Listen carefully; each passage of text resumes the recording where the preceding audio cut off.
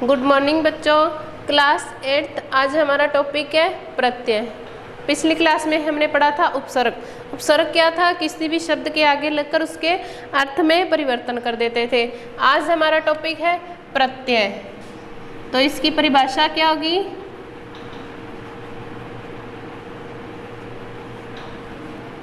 कि वे शब्दांश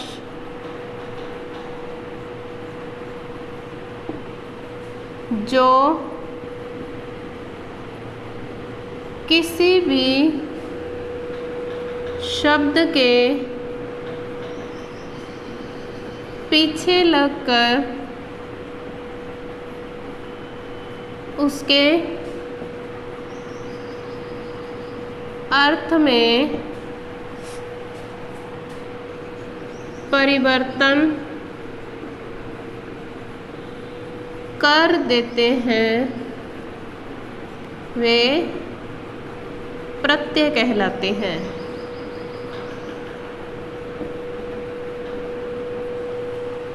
तो परिभाषा से हमें क्या पता चलता है कि जो शब्दांश, शब्दांश यानी पूरा शब्द नहीं, शब्द का अंश, कि जो शब्दांश किसी शब्द के पीछे लगकर, उपसर्ग में क्या था? शब्द के आगे लगता था।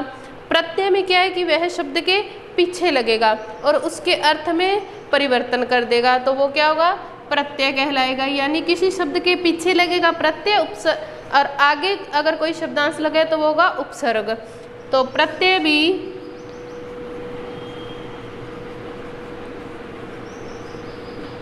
उपसर्ग की तरह स्वतंत्र नहीं होते।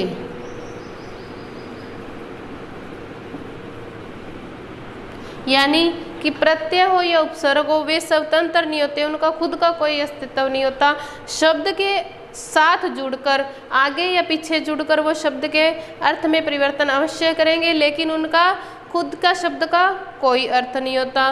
तो प्रत्यय भी उपसर्ग की तरह स्वतंत्र नहीं होते, परंतु ये शब्द के पीछे यानी बाद में लगकर उसके अर्थ में परिवर्तन अवश्य कर देते हैं।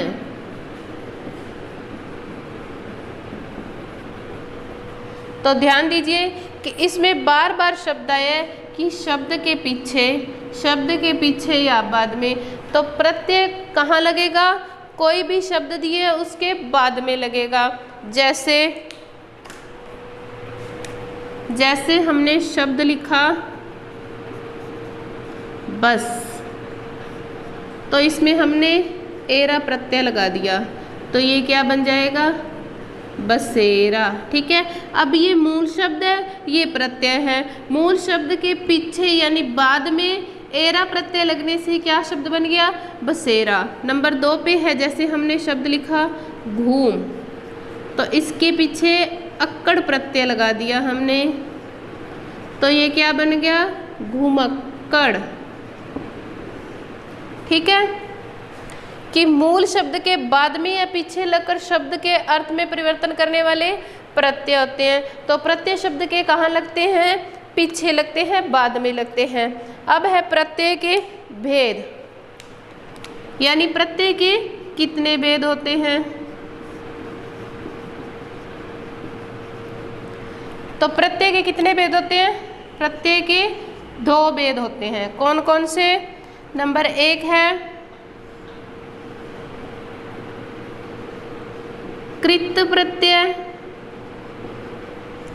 और नंबर 2 है तद्धित प्रत्यय।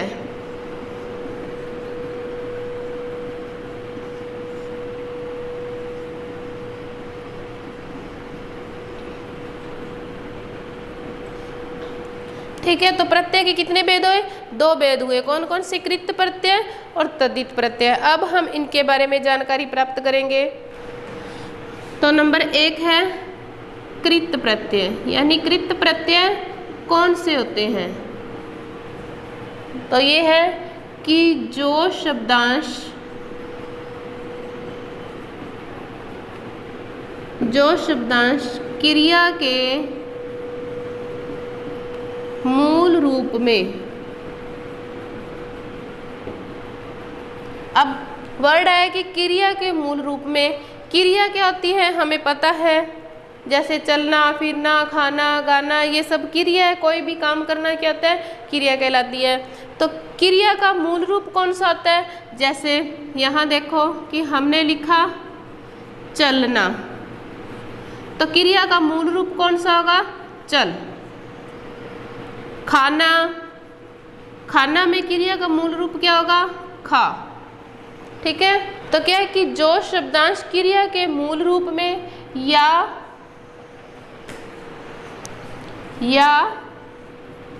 धातु के अंत में लगकर शब्द के अर्थ में परिवर्तन करे, तो वो कौन से प्रत्यय होते हैं, कृत प्रत्यय होते हैं।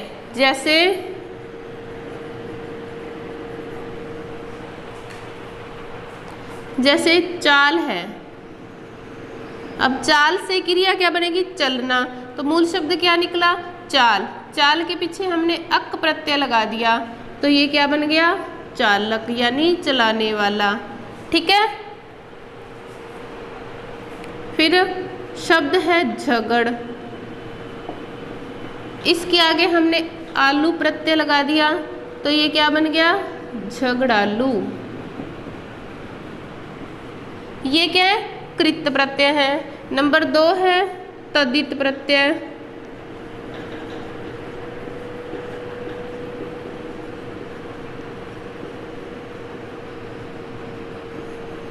प्रत्यय कौन से होते हैं, जो शब्द या शब्दांश, जो शब्दांश संज्ञा या विशेषण शब्दों के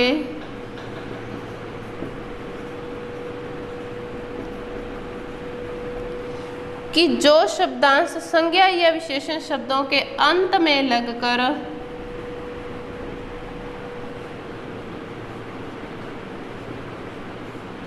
उनके अर्थ में परिवर्तन करे, कि जो शब्दांश संज्ञा या विशेषण शब्दों के अंत में लगे वो क्या होते हैं, तद्धित प्रत्यय होते हैं। संज्ञा किसी व्यक्ति, वस्तु, स्थान या भाव के नाम को संज्ञा कहते हैं। विशेषण संज्ञा या सर्वनाम की विशेषता बताने वाले शब्दों को विशेषण कहते हैं। अब इन शब्दों के अंत में लगकर उनके अर्थ में परिवर्तन करे वो क्या होते हैं, तद्धित प्रत्यय। जैसे किशोर शब्द है, जैसे किशोर शब्द है, अब ये संज्ञा शब्द है, इसके साथ हमने ई प्रत्यय लगा दिया, तो ये क्या बन गया, किशोरी। अब देखो इसके अर्थ में बिल्कुल परिवर्तन आ गया, किशोर था बालक या बच्चा, ई प्रत्यय लगाने से किशोरी ये बालिका या बच्ची बन गया। ठीक है, अब है गुण शब्द। गुण जो है वो विशेषण शब्द है, इसके आगे हमने वान प्रत्यय लगा दिया, तो ये क्या बन गया, गुणवान। ठीक है, ये हो गया कृत प्रत्यय और तद्धित प्रत्यय। अब बात करते हैं कि अपने एग्जाम में प्रत्यय में से क्वेश्चन कैसे आएगा। हमारे एग्जाम में क्वेश्चन कैसे आएगा कि हमें कुछ प्रत्यय दिए होंगे और बोलेंगे कि ये प्रत्यय जोड़कर 2-2 या 4-4 नए शब्द बनाओ। जैसे हमें प्रत्यय दे दिया इक, ठीक है, या हमें प्रत्यय दे दिया ता या अक, ऐसे हमें शब्द दिए होंगे और बोला जाएगा कि इन प्रत्ययों को जोड़कर 2-2 या 4-4 नए शब्दों का निर्माण करो। ठीक है, तो हमें खुद से अपने दिमाग से कुछ शब्दों को बनाना है। जैसे इक हमें पता है कि प्रत्यय है, प्रत्यय शब्द के पीछे लगता है, तो हम जैसे यहाँ लिखेंगे दिन प्लस इक प्रत्यय लगा दिया, तो ये क्या बन जाएगा, दैनिक। बन गया ना, इक की आवाज आ रही है, देखो दिन प्लस इक तो क्या बन गया, दैनिक। और ऐसे ही हमने लगाया धर्म प्लस इक, तो ये क्या बनेगा, धार्मिक। है ना। अब है ता प्रत्यय, तो हमने यहाँ शब्द लिखा मानव प्लस ता, तो ये क्या बन गया मानवता। ता शब्द पीछे लगा, ये प्रत्यय, तो क्या शब्द बना मानवता।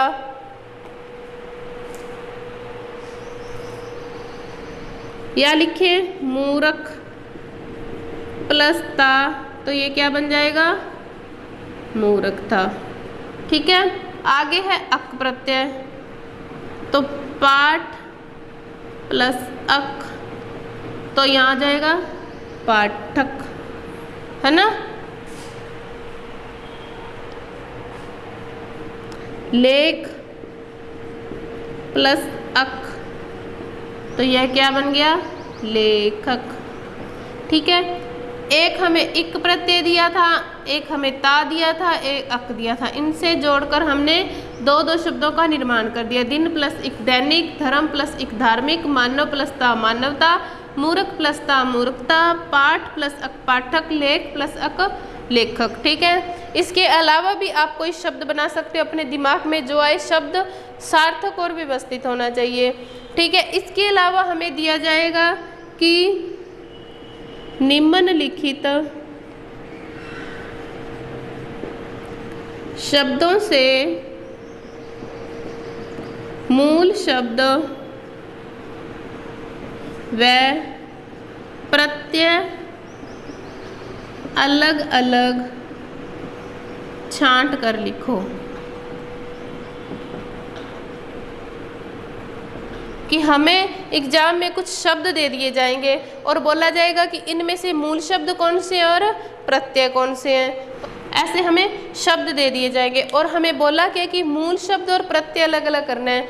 तो हम सबसे पहले हेडिंग लगाएंगे यहाँ पे शब्द, कि हमें शब्द एग्जाम में क्या दिया गया है।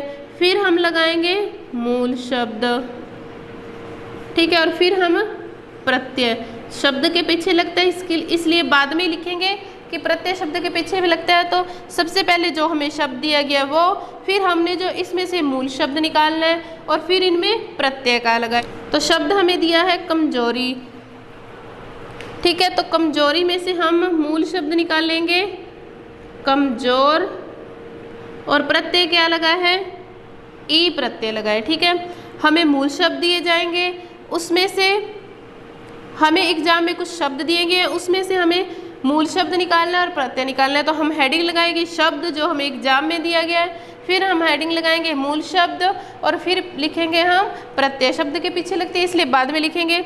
हमें शब्द दिया गया कमजोरी, तो यहाँ पे शब्द आएगा कमजोरी, कमजोरी में से मूल शब्द हमने निकाला कमजोर और प्रत्यय क्या हो गया ई। फिर हमने शब्द लिखा बैठक, कि हमें बैठक शब्द दिया गया है, तो इसमें से मूल शब्द क्या निकालेंगे बैठ, और प्रत्यय क्या निकालेंगे अक। ठीक है, फिर हमें शब्द दिया गया है वैज्ञानिक, तो इसमें से मूल शब्द क्या निकलेगा विज्ञान, और प्रत्यय क्या लगा है इक। ठीक है,